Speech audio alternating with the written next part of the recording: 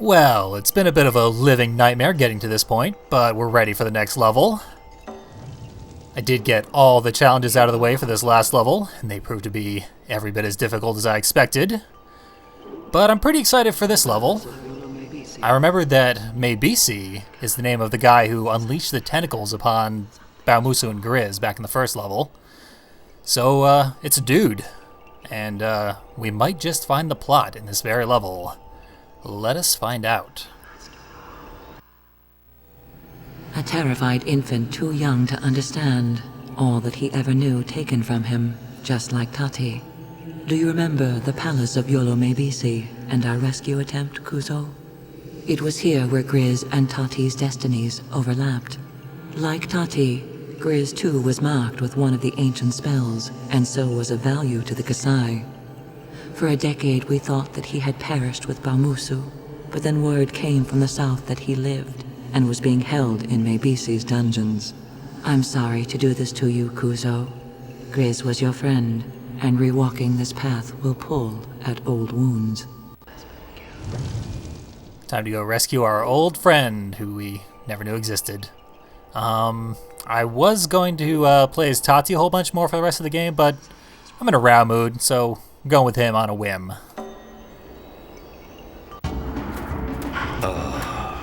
The great and noble Grizz. Captured while rushing to Baumusu's aid 10 years ago. For a decade, he rotted in a stinking Kasai dungeon before we got word that he was still alive. We were told that he had run 3 days straight to warn Baumusu of the imminent attack on their home, but had arrived too late.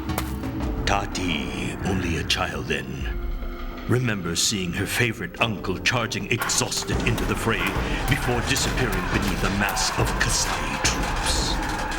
That was her last memory of Grizz.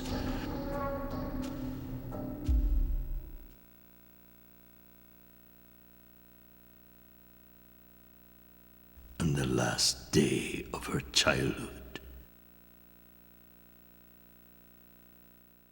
That straight up borders on being a retcon. But whatever. We don't need to care about Wiz, we just... Wiz. Be a better character. Grizz, we just need to save his ass.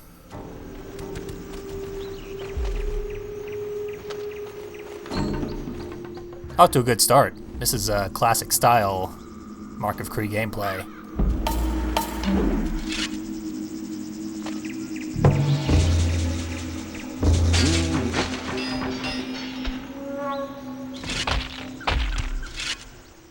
It's like the good old days of Vaitaku when Rao was in his prime. This is the 11th video of this Let's Play of Rise of the Kasai. In the 11th video of Mark of Kree, Rao ate the fruit of the Oracle Tree and collected his prize of the gods. After having already delivered a scroll from the Mark of Kree to the villain of that game. In this game, we've saved a kid. We don't even know why. So it's about damn time the plot got rolling. This game is longer and has more levels, but it's really dragging ass getting to the point. That was one of the main problems with the Mark of Kree, and this game does it even worse.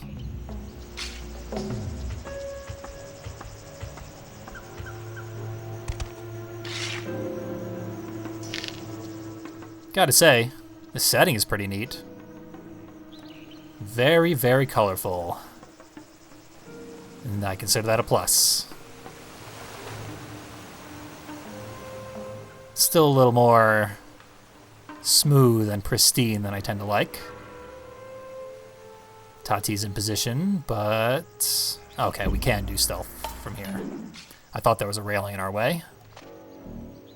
Not at all.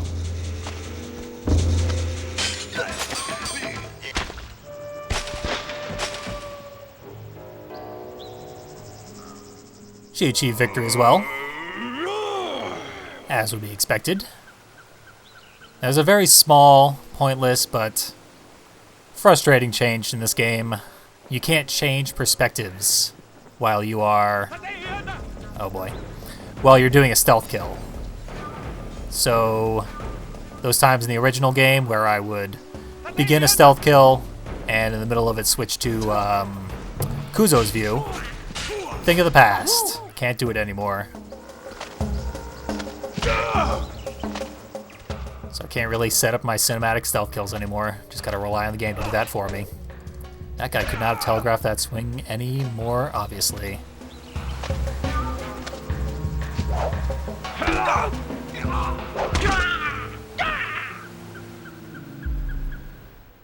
And while we're wasting time with inefficient kills, let's check our level challenges. Stealth kills, gong kills, ambient creatures, I guess that's boars and whatnot. Time your defense to shatter an arrow. That seems to be a new mechanic. I guess disarms with ranged opponents. Could be interesting. Other than that, it seems to be a lot easier than the challenges of the last level. I did learn a lot by doing those challenges. Really the only one that was completely pointless, and probably the most frustrating challenge as well, was doing combos from every single weapon. Because that's 12 different combos. They have to be lethal in order to count. And the stick and the knives both have non-lethal combos in their repertoire. Which means you have to do them when the enemy is at low enough health that the final hit happens to be lethal. Which is very frustrating. Had to kill almost every single enemy in that level to get that particular challenge. And of course, you have no indication that you've missed one of the combos. You just have to repeat all 12 of them again in order to find out which one didn't count.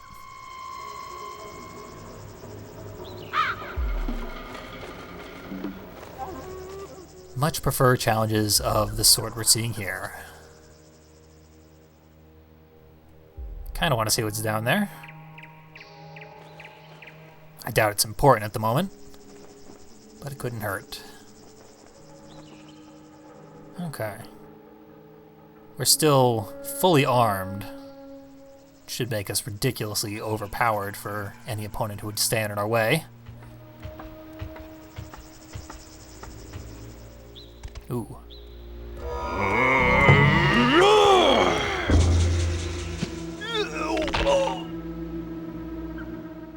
Unique designs in all these enemies. That's always good to see. I'm pretty sure they've had new types of enemies in every level so far.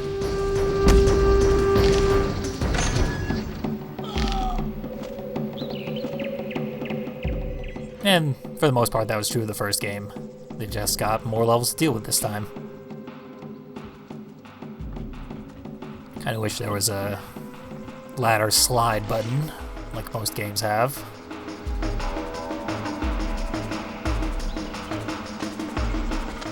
Oh. Hey guys.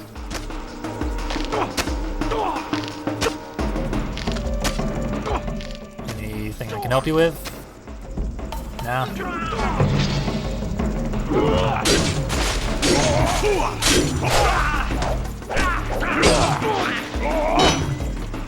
One of the arena challenges was also to perform every combo with just the axe, which is annoying because it has to be lethal, once again, and it has to be with the Fua Usu, or rather the Fua Toko Rutu.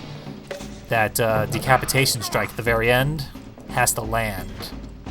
Not only that, it has to actually do the decapitation, which is no longer automatic in this game. So that's a lot of words to say it doesn't count 95% of the time.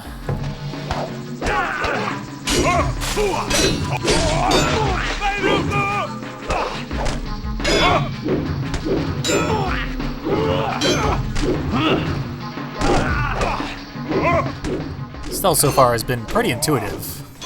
It's quite stupid of me to screw it up in this particular instance. Likely will not do it too any more times throughout this level.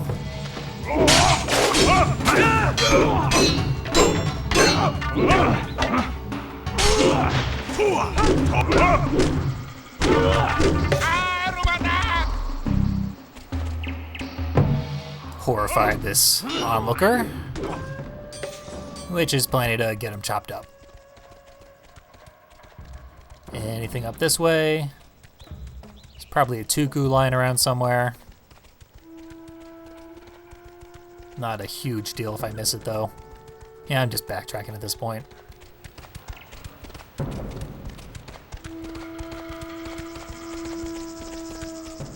Yeah, the visual aesthetic of this level is coming together quite nicely. It's a shame that they aren't as entrenched in the cultures as they were in the first game.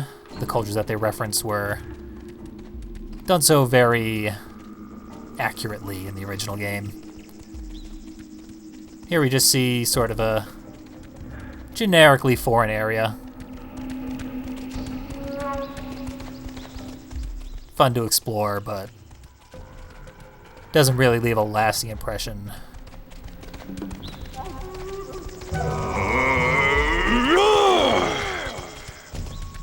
And this game could also desperately use a run button of any sort, because this is the fastest we can go.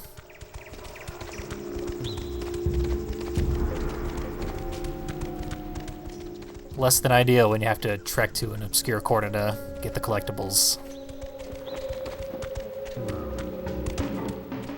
Oh hey. Too bad I couldn't Mario stop that guy.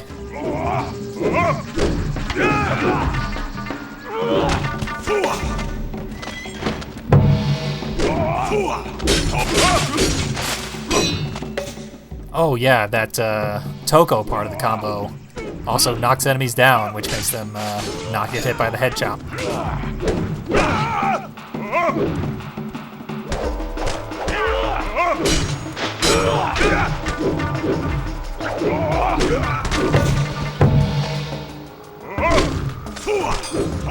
So far, since there's so little plot revealed to us thus far, we don't really have a reason for Rao to be as furious as he always is when wielding the axe. I mean, he's a professional barbarian at this point. I guess he can just sort of summon rage. But in the first game, boy did he ever have a good reason to be swinging his axe through people like they were made of paper mache.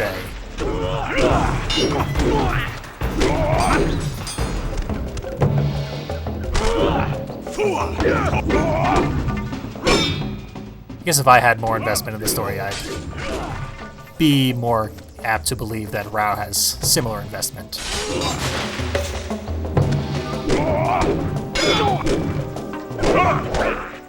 I had assumed that the Baomusu storylines and the Rao storylines took place in very disparate times. It seems to not be the case since Grizz is still alive, and he was already older than Baomusu in his own levels, seeing as how he was Baomusu's tutor and mentor.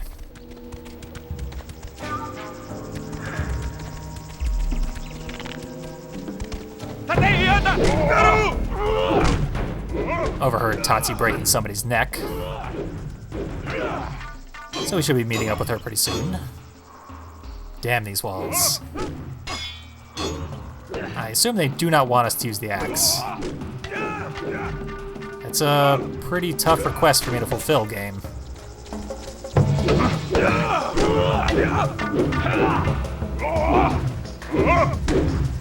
I also notice a lot more problems with your character attacking in the wrong direction of enemies in the middle of combos. Happened occasionally in the first game, particularly with the Taiaha. But for the most part, the axe was pretty reliable. If you just wanted to hammer the button, see bodies fly. This is part of our challenge, so hopefully we're doing it correctly.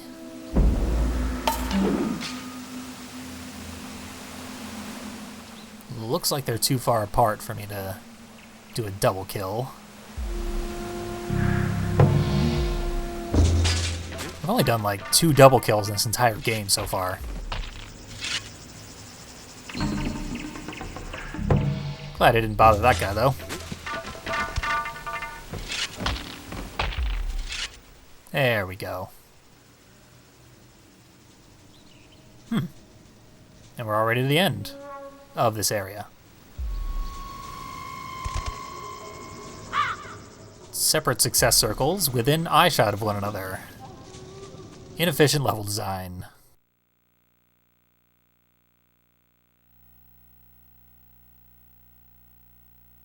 Maibisi, traitor to the Rakus, leader of the Kasai. His presence was now felt all over the Three Kingdoms. The palace of Yolo Maibisi, a grand structure built to honor their leader, now a prison for all who dare question the Kasai.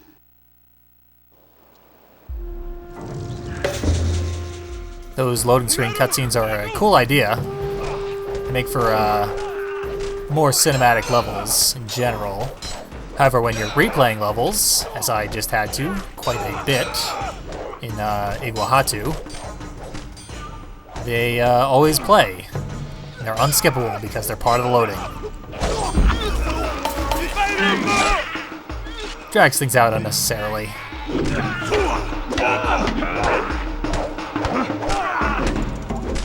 That guy was ferocious. Had like a 6-swing combo.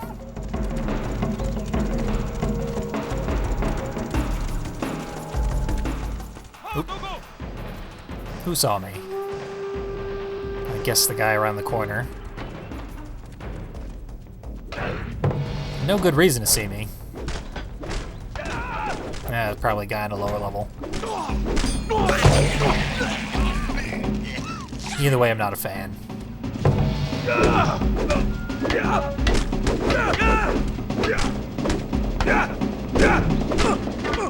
Taking quite a beating. Not seeing any health pickups around here. And unlimited reinforcements, as usual. Ooh, Archer. Not good for the state I'm in. Nope. But he's providing me backup. A friendly Archer. Okay, what in the world am I gonna do here? I guess first I'm gonna take out that Archer. Who is behind that pillar? Shot at you. Okay.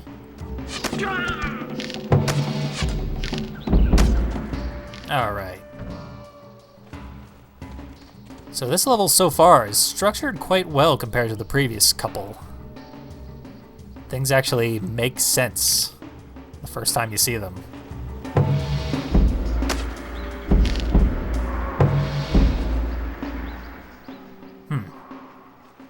That didn't accomplish much.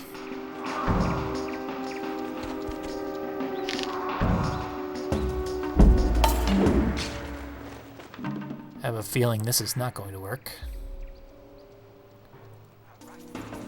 Might have if I hadn't stuck to that wall. Things don't look good. Might just die here.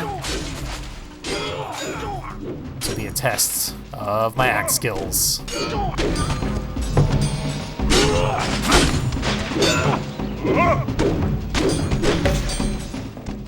So far I'm passing the test.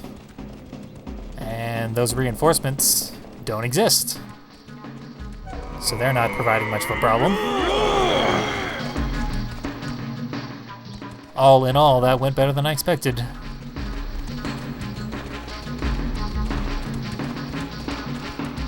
So let's see.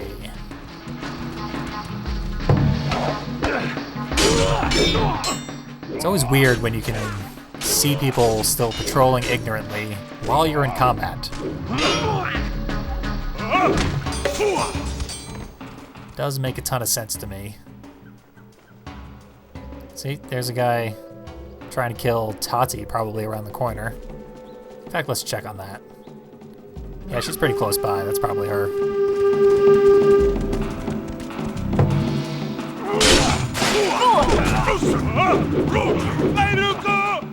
Ah, pointless combos.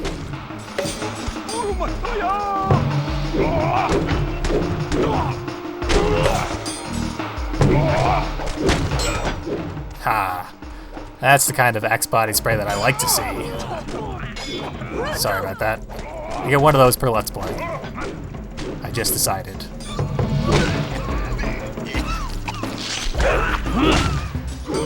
Oh, yeah. Ah, as satisfying as ever. One of Tati's buffers. I did sort of want to see how the AI uses them, because it's probably more efficient than the way I use them. So far, not really. She just sort of dropped it on the ground. Oh, and Tati is in a new costume. It's called the winter costume, and it covers approximately 5% more of her body. So she'll be staying warm this winter.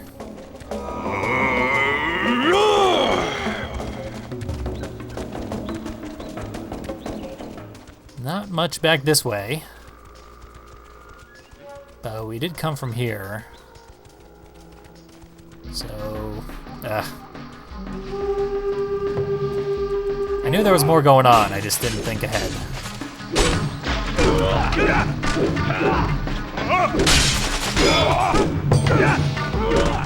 Combat has been going in my favor the last couple of encounters, so just keep swinging away.